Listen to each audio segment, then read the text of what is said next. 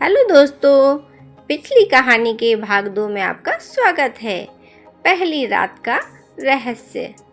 कमरे में सन्नाटा छा गया। तुम्हारी माँ मीरा सिर्फ इस गांव की लड़की नहीं थी, वह इस हवेली की सबसे बड़ी वारिस भी थी। लेकिन उन्होंने कभी इस संपत्ति पर अपना अधिकार नहीं जताया। जानवी स्तब्ध रह गई। उसने कहा, क्या? उन्होंने एक दिन अचानक हवेली छोड़ दी थी। सबको लगा कि वह अपनी मर्जी से चली गई, लेकिन सच्चाई कुछ और ही थी। जानवी ने पूछा, क्या सच्चाई? जानवी की आवाज़ कांप रही थी। रघुवीर सिंह ने गहरी सांस ली। उन्होंने किसी को बचाने के लिए यह घर छोड़ा था, और उस व्यक्ति का नाम आज तक किसी को नहीं पता चला। जानवी की आंखों में सवाल ही सवाल थे। दोपहर होते ही आर्यन और जानवी उसी बरगद के पेड़ के पास पहुंचे। सूरज सिर पर था और सचमुच बरगद की छाया बहुत छोटी हो गई थी। उन्होंने वहां की मिट्टी हटानी शुरू की।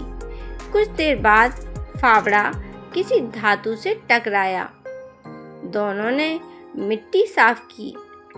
वहां एक पुराना लोहे का संदूक दबा हुआ था। संदूक पर जंग लगी थी, लेकिन उस पर एक ही शब्द साफ दिखाई दे रहा था, मीरा। और आर्यन ने बड़ी मुश्किल से संदूक को खोला। उसके भीतर ना सोना था और ना ही चांदी, सिर्फ कुछ पुराने पत्र, एक डायरी और एक मखमली कपड़े में लिपटी बांसुरी। जानवी ने कांपते हाथों से डायरी खोली। फिर पहले ही पन्ने पर लिखा था, अगर यह डायरी मेरी बेटी जानवी के हाथों में पहुंचे तो समझना कि सच सामने आने का अब समय आ गया है। जानवी की आंखों से आंसू बह निकले। वह पढ़ने लगी। उसमें लिखा था, बेटी, लोग समझते हैं कि मैंने हवेली छोड़ दी थी, लेकिन यह सच है कि मैंने एक निर्दोष इंसान की जान बचाने के लिए सब कुछ छोड़ दिया। उस इंसान का नाम विक्रम था। उसने मेरे लिए नहीं, पूरे गांव के लिए अपनी जिंदगी दांव पर लगा दी थी। अगर मैं उस दिन सच बोल देती तो कई परिवार उजड़ जाते, इसलिए मैंने चुप रहना चुना। फिर आर्यन ने डायरी का अगला पन्ना पलटा। उसमें लिखा था, एक दिन मेरी बेटी ज़रूर लौटेगी। वह मेरी अधूरी कहानी पूरी करेगी, लेकिन उसे बदला नहीं लेना, केवल सच को सम्मान देना। इतने में पीछे से किसी के कदमों की आवाज़ आई। दोनों ने मुड़कर देखा तो वही बूढ़ी माँ धीरे धीरे उनकी ओर आ रही थी। उन्होंने मुस्कुराकर कहा, आखिर तुमने संदूक ढूंढ ही लिया। आपको इसके बारे में पता था? आर्यन ने पूछा। हाँ, मीरा ने ही मुझे इसकी रखवाली की जिम्मेदारी दी थी, लेकिन उन्होंने किसी को सच क्यों नहीं बताया? बूढ़ी माँ ने आसमान की ओर देखा, क्योंकि कभी कभी एक सच कई लोगों की जिंदगी बर्बाद कर देता है। मीरा ने अपने हिस्से का दर्द खुद सह लिया, ताकि बाकी लोग चैन से जी सकें। जानवी अभी भी रो ही रही थी। उसे पहली बार एहसास हुआ कि उसकी माँ कितनी मजबूत थी। बूढ़ी माँ ने बांसुरी जानवी को थमाई। यह तुम्हारे पिता की आखिरी निशानी है, जानवी ने कहा। मेरे पिता? हाँ, वह बहुत अच्छे बांसुरी वादक थे। उनकी धुन सुनकर पूरा गांव ठहर जाता था। जानवी ने बांसुरी होठों से लगाई। जैसे ही पहली धुन निकली, बरगद की पत्तियां हवा में झूम उठीं। आर्यन मुस्कुरा रहा था। उसे लगा जैसे वर्षों बाद हवेली ने फिर से सांस ली हो। उस शाम पूरे परिवार को आंगन में बुलाया गया। जानवी ने सबके सामने डायरी पढ़कर सुनाई। किसी ने किसी पर आरोप नहीं लगाया, किसी ने पुराने घाव को नहीं कुरेदा। सबने सिर्फ मीरा के त्याग को नमन किया। रघुवीर सिंह की आंखों से आंसू बह निकले। उन्होंने कहा, आज इतने वर्षों बाद इस हवेली का सबसे बड़ा बोझ उतर गया। आर्यन ने जानवी का हाथ थाम लिया और वह जानवी से कहने लगा कि तुम्हारी माँ ने सच छिपाया नहीं था। उन्होंने सही समय का इंतज़ार किया था। जानवी मुस्कुरा दी। उसने आसमान की ओर देखा। ऐसा लगा जैसे बादलों के बीच कहीं उसकी माँ भी मुस्कुरा रही हो। उस रात हवेली में पहली बार कोई रहस्य नहीं था, सिर्फ सच्चाई थी, विश्वास था और दो दिलों का ऐसा रिश्ता जो अब किसी भी राज से नहीं बल्कि एक दूसरे के साथ से मजबूत हो चुका था। पहली रात का रहस्य भले ही समाप्त हो गया था, लेकिन उस रहस्य ने सभी को यह सिखा दिया कि प्रेम की सबसे मजबूत नींव विश्वास, सत्य पर ही टिकती है। बरगद के नीचे मिली डायरी ने हवेली का वर्षों पुराना सच सामने ला दिया था। पूरे परिवार के मन से एक बोझ सा उतर चुका था। लेकिन उसी रात एक ऐसी घटना हुई जिसने सबको फिर से बेचैन कर दिया। आधी रात का समय था। हवेली की पुरानी घड़ी ने जैसे ही 12 बजाए, पूरे घर की बिजली अचानक चली गई। बाहर तेज हवा चलने लगी। पुराने दरवाजे अपने आप चरमराने लगे। जानवी की नींद अचानक खुल गई। ऐसा लगा जैसे किसी ने बहुत धीमी आवाज में उसका नाम पुकारा हो। जानवी। उसने घबराकर आर्यन की ओर देखा। वह गहरी नींद में था। आवाज फिर आई, जानवी, ऊपर आओ। जानवी ने सोचा शायद यह उसका भ्रम है, लेकिन तभी उसे वही बांसुरी की मधुर आवाज़ सुनाई दी जो उसने शाम को बजाई थी। वह धीरे से कमरे से बाहर निकली।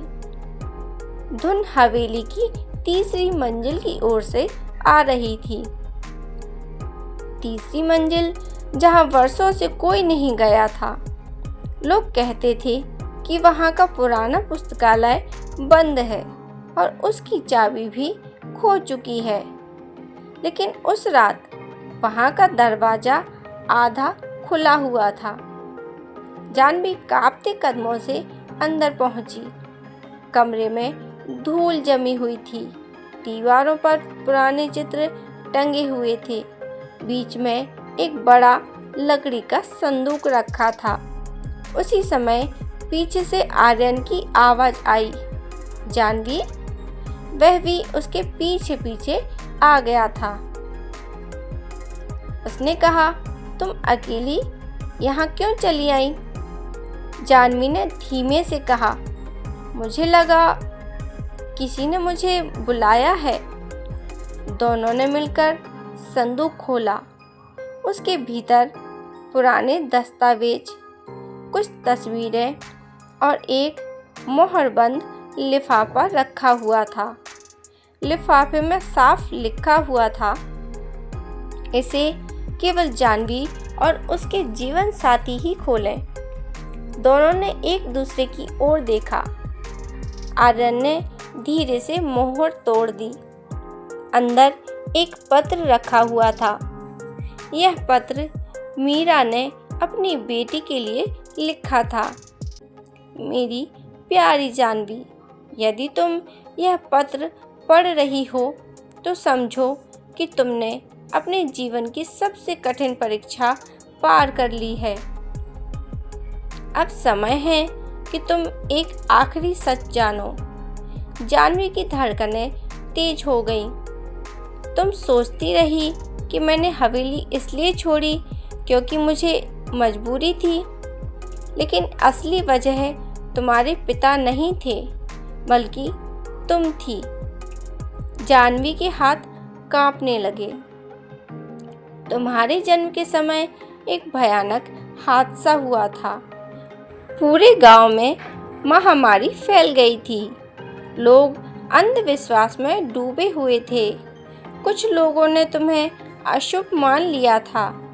मुझे डर था कि कहीं कोई तुम्हें नुकसान न पहुंचा दे, इसलिए मैंने तुम्हें लेकर इस हवेली से हमेशा के लिए जाने का फैसला किया।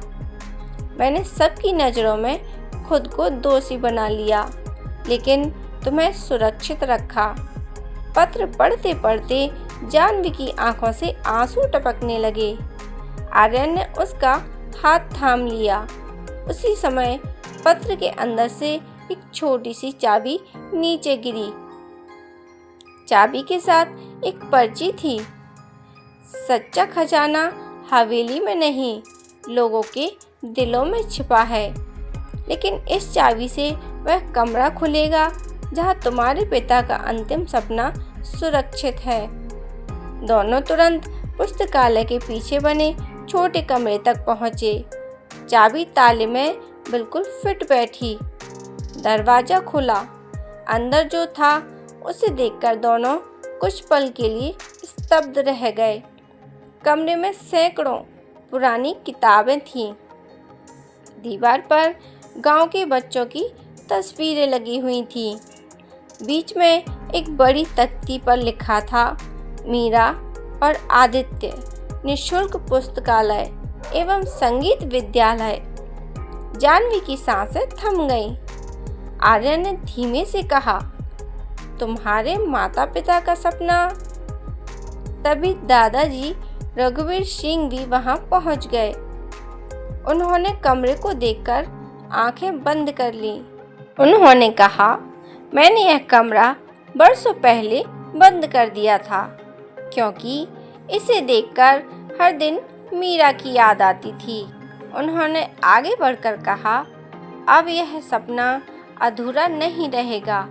अगले ही दिन पूरे गांव में घोषणा की गई कि हवेली का यह हिस्सा बच्चों के लिए खोल दिया जाएगा। पुरानी किताबें साफ की गईं, संगीत के वाद्य यंत्र ठीक कराए गए और सभी गांव के गरीब बच्चों को निःशुल्क शिक्षा और संगीत सिखाने की व्यवस्था की गई। उद्घाटन वाले दिन जानवी ने वही बांसुरी बजाई। इस बार उसकी धुन में उदासी नहीं थी, उसमें उम्मीद भी थी। गांव के लोग तालियां बजाने लगे। आर्यन मुस्कुराकर उसे देख रहा था और तभी दादाजी ने भावुक होकर कहा, आज मीरा और आदित्य जहाँ भी होंगे बहुत खुश होंगे। जानवी ने आसमान की ओर देखा। उसे ऐसा महसूस हुआ जैसे उसकी माँ की आवाज़ फिर से उसके कानों में गूंज रही थी। बेटी, रहस्य कभी कभी लोगों को डराते हैं, लेकिन सच हमेशा उन्हें जोड़ता है। उसने मुस्कुराते हुए धीरे से कहा, माँ, आपका सपना अब कभी अधूरा नहीं रहेगा। सूरज की किरणें हवेली की खिड़कियों से होकर उस पुराने पुस्तकालय में फैल गईं। बरसों से बंद पड़े उस कमरे में पहली बार बच्चों की हंसी गूंजी और उसी पल हवेली का आखिरी रहस्य भी हमेशा के लिए समाप्त हो गया।